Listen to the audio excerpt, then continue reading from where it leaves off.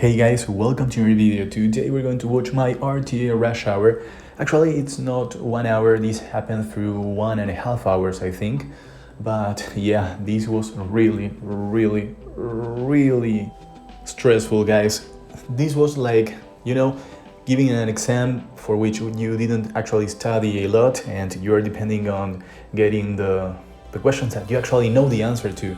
So yeah, that's sort of what it feels like fighting Birdie Hell with my comp. When you are using Chiu, everyone picks Birdie Hell. And except for one Birdie Hell.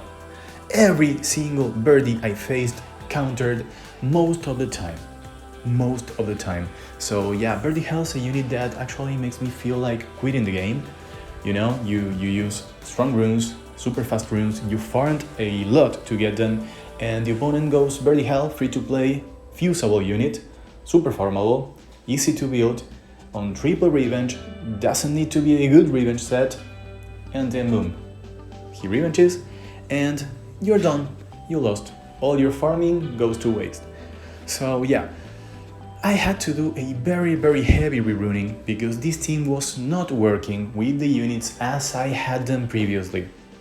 Because I was running HP slot 6 on Okeanos and on my Savannah and on my Barbara too. And their damage was not strong enough. I couldn't kill anything.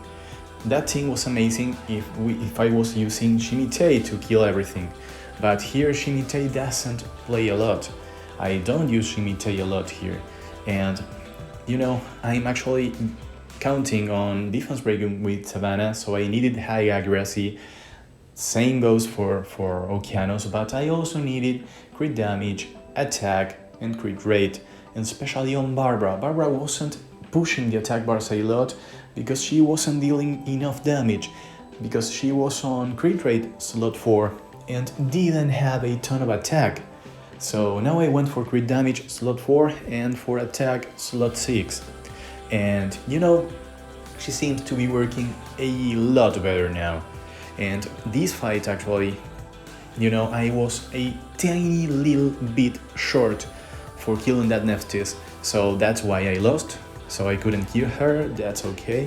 And a lot of people actually draft Ciara first pick nowadays. But having a shear is amazing, guys. Having a shear is really good because you're almost certain that you will outspeed almost anything, and here I didn't even need to use the third skill of a shear, and I was counting on pushing back the attack bars with my Chibu, which I didn't do. But even though I didn't do that, it actually didn't matter because I saw that the attack bars of the opponents will not get pushed up a lot. Even if Barbara was to take a turn, I was going to actually get the turn first. And now this guy is counting on his Rika to destroy my full team by herself, which can actually happen. But yeah, and that Armaster, the Jogun, I think it's its name, the fire painter. My lord, that unit will get a nerf. That's a really abusive unit, and I would love to have it because if I had that fire painter, I will still use Shimite because the third skill of that painter gives Shimite a ton of damage. So yeah, my Shimi with that unit will be amazing. But since I don't have it, I'm going with this. And here I actually was really lucky to defense rate Laika because that Laika could have brought me a ton of troubles. And yeah, I know I failed to stun Laika with my Okeanos, but RNG happens. Even though I have high accuracy, it will happen. And yeah, here I was lucky enough to stun with Tableau. And guys, with this team you should consider the attack bars of the opponents before using the third skill of Tableau, because sometimes, and this I learned the hard way, sometimes it's better to use the second skill of Tableau and let at least one of the opponent units take a turn. Because if that unit is not incredibly annoying for you, then allow it to take a turn and you will be taking a turn before the rest of the team, then you will be pushing them back with Tableau and you will be getting another turn.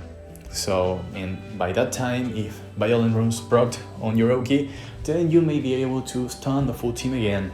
And yeah, this is amazing for that particular stuff.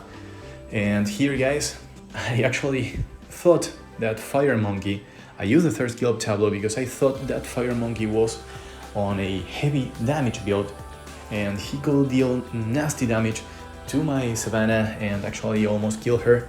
And here, of course, Powder provoke everyone. What a nice unit, Powder. But yeah, and I got a ton of procs with my Tableau, but you know, RNG compensated, giving him a proc and the AoE provoke. So we're facing one Fire Monkey against my full team, and I still have a chance to lose, which is crazy, but I still do.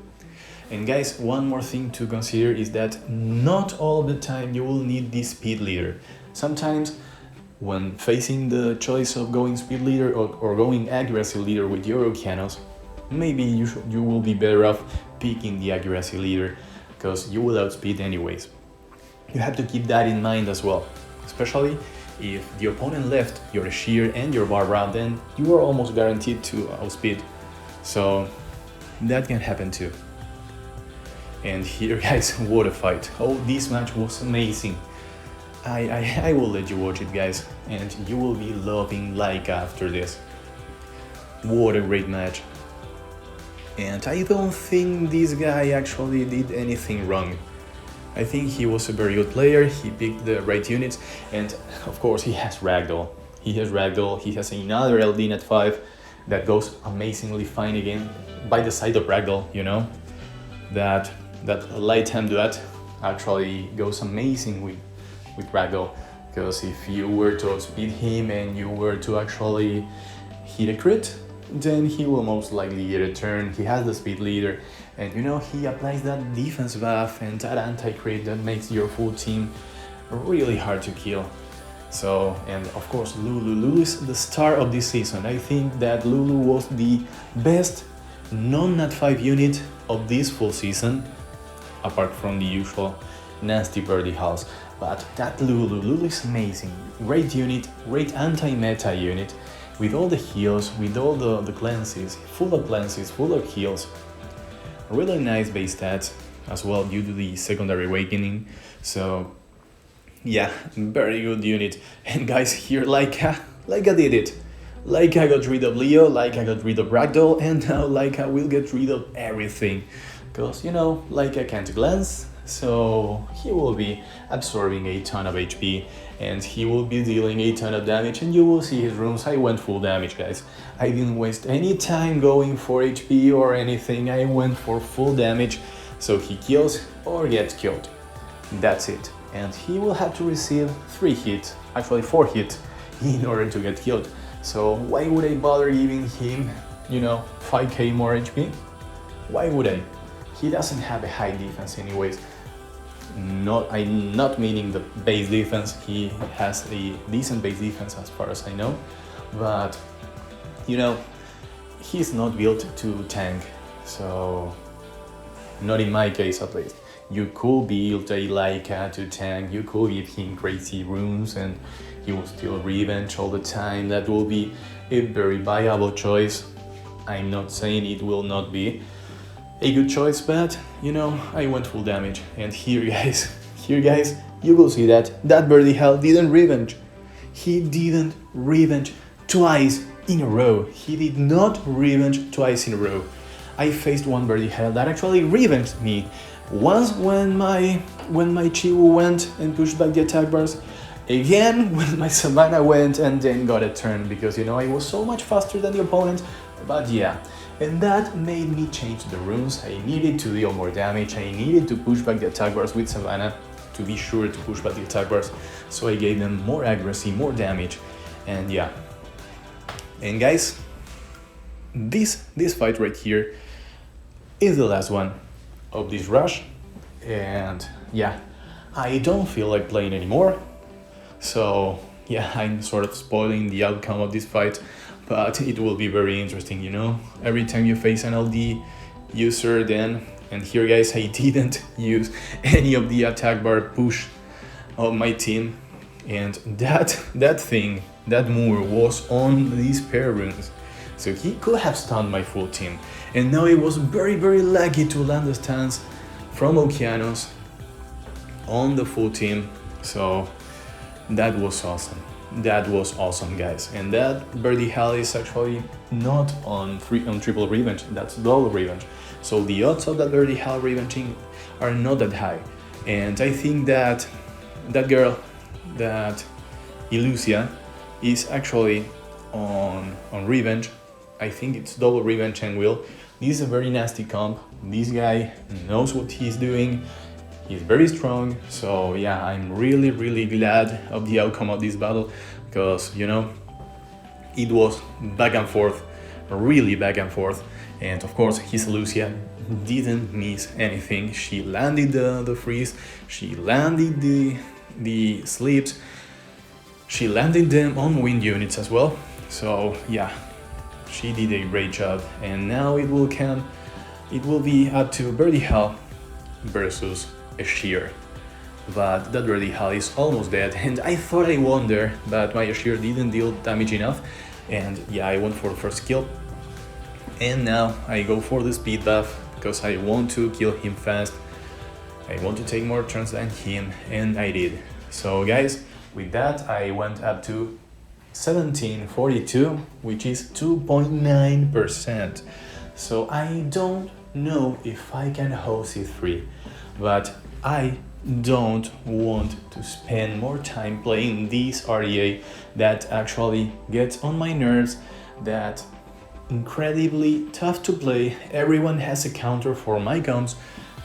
I love this new comp actually, because of the chances of actually turning this from a two-turn glyph into a strip everything one by one, then get a turn with Tableau, and then control the opponents, you know, even if you don't have the AoE stripper. So big thanks to Lawrence Lee, who actually helped me in the comment section of a previous video of mine to build this glyph.